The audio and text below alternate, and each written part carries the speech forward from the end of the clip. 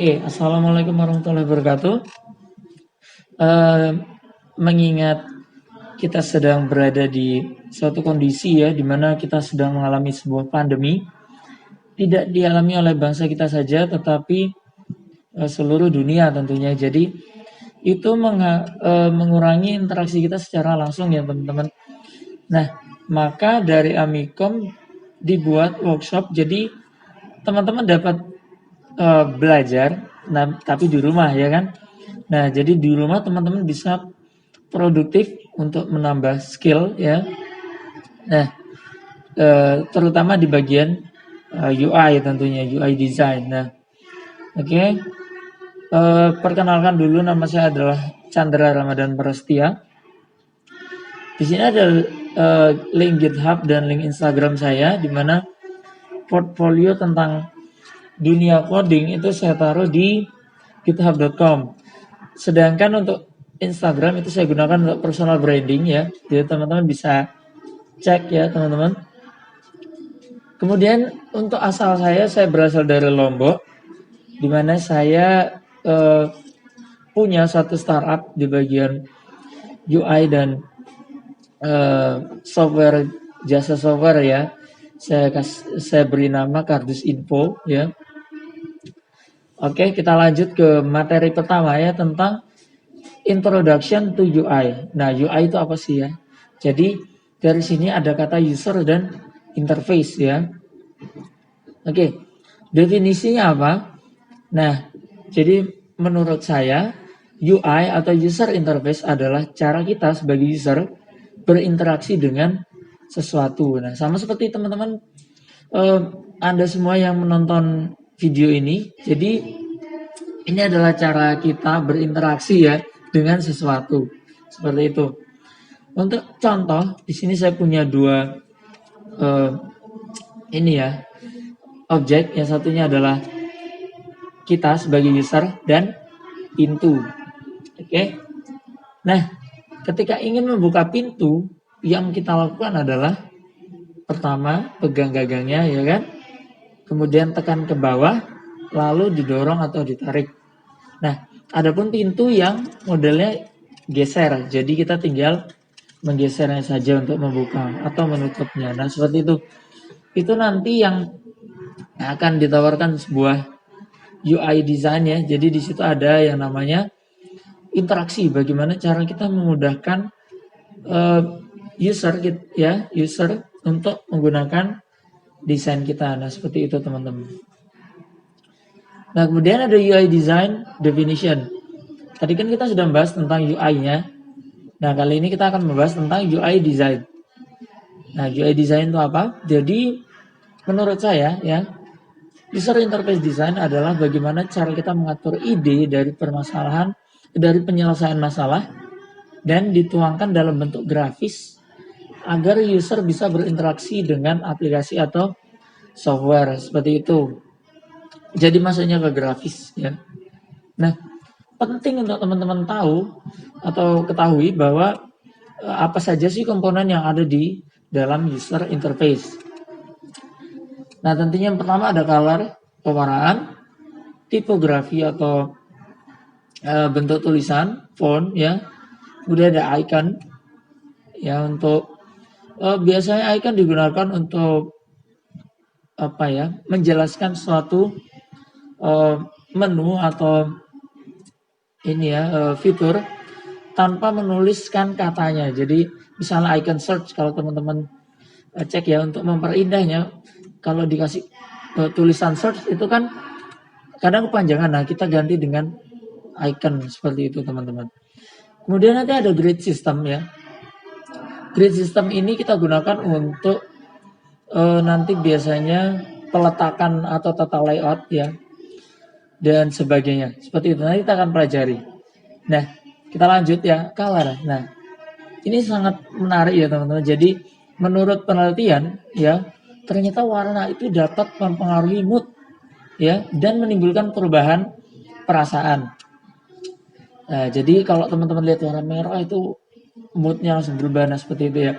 Jadi beberapa warna itu dapat meningkatkan tekanan darah ya, peningkatan metabolisme dan ketegangan mata. Seperti itu. Kemudian di beberapa negara ya, ini contohnya saya ambil Mesir dan China, itu bahkan warna itu digunakan sebagai sarana penyembuhan yang disebut adalah kromoterapi. Nah, seperti itu teman-teman. Makanya kalau teman-teman lihat di China itu warna gold, kemudian warna merah itu kan menandakan sesuatu ya, teman-teman. Nah, seperti itu.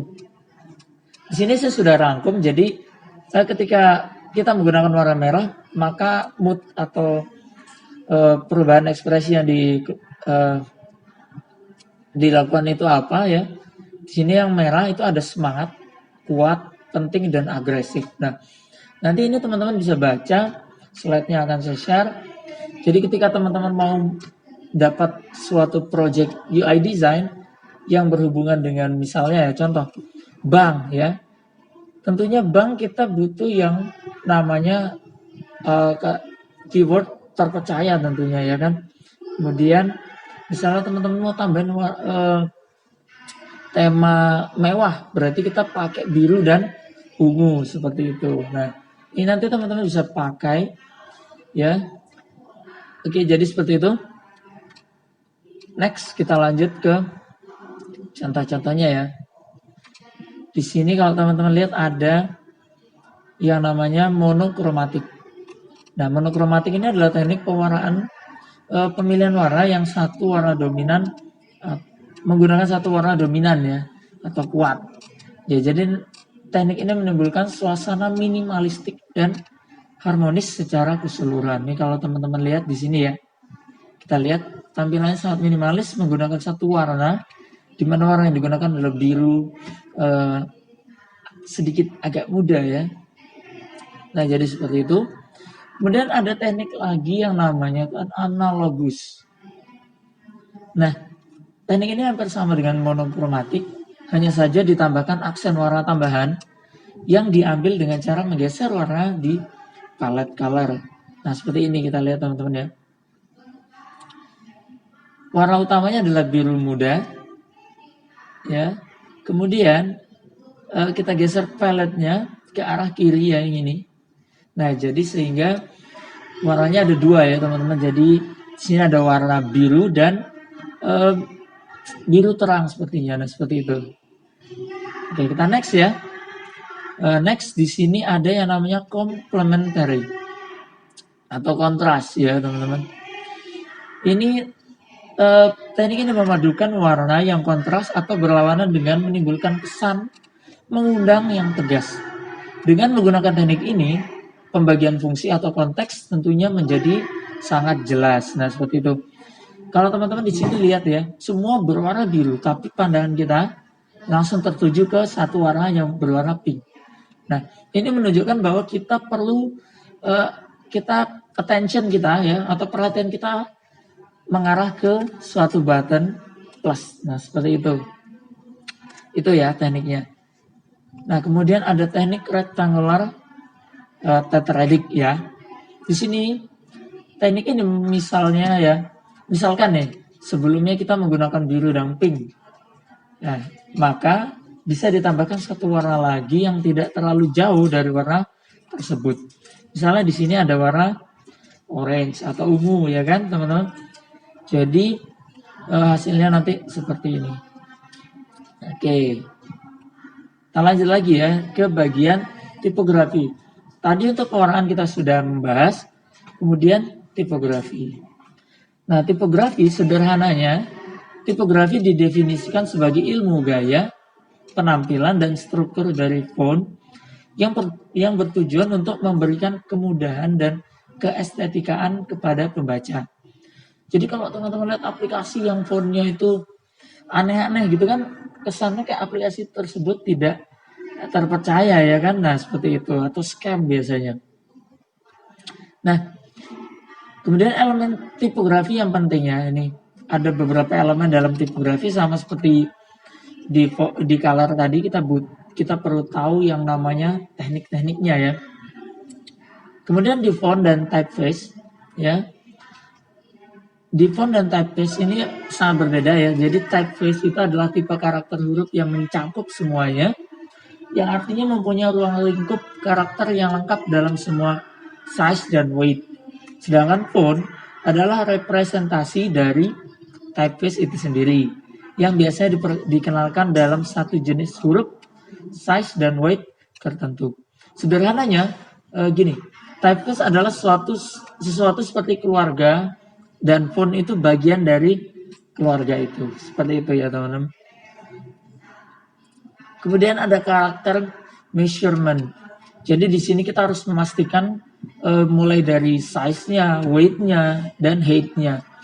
Nah, weight adalah seberapa tebal karakter itu sendiri. Sedangkan size itu biasanya diukur dalam inci, milimeter, atau pixel. Ya.